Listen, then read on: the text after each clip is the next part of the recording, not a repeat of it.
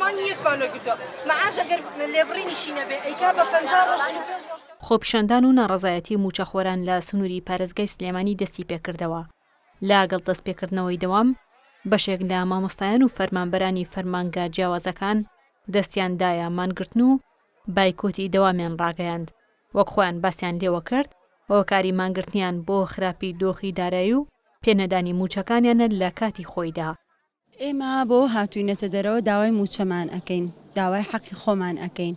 کێشە و گرفتی مۆزەف لە ئێستادا شت ڕۆژ بە ڕۆژ شت بەرەوگرانی ئەچێت، نەود لە هەڵکشانایە لە ئاستێکی زۆر باشایە، بەڵام حکومەتیش هیچ باکێکی نییە بۆ موچەخۆر.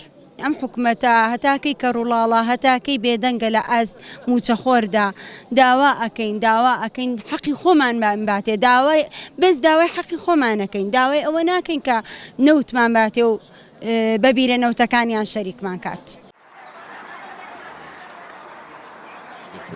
مشکلەی ئێمە بەڕاستی بەدەست ئەم حکومەتەیە و کە دوو بنەماڵە دوو حیزبی حکومڕان کە بەڕاستی گوێ بۆ خەڵکە نادەن. ئاش بەتاڵێکی وازەحە کە دروست بووە ئەوەیە کە خەڵک هەمووی یەکدەنگ بێتە سەر جادە و بە یەکجار ئەمانە نەمێنن لێرە چونکە حکومداری بەم شێوەیە ناکرێت.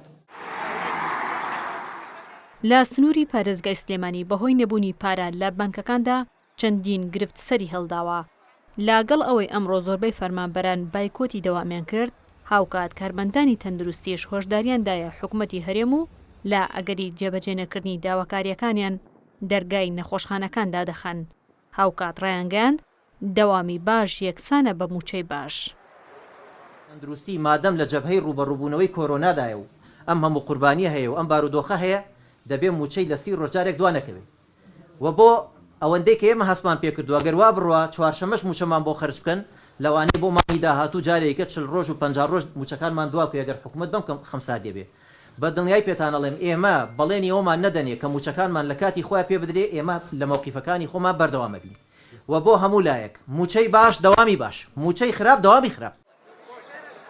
مانگرتنی فەرمانبەران و موچەخۆران لە کاتێکدایە کە ئێوارەی دوێنێ شەممە مامۆستایانی ناڕازی بایکۆتی دەوامیان ڕاگەاند و بانگەوازیان بۆ فەرمانبەران کرد کە نەچنەوە بۆ دەوام و دەست لە کار هەڵبگرن تاوەکو ئەو کاتەی موچەکانیان لە کاتی خۆیدا پێدەدرێت.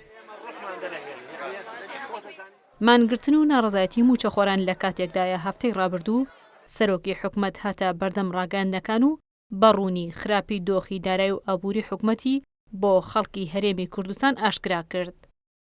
هەوراز ئەحمەد، شارپرێس، سلێمانی.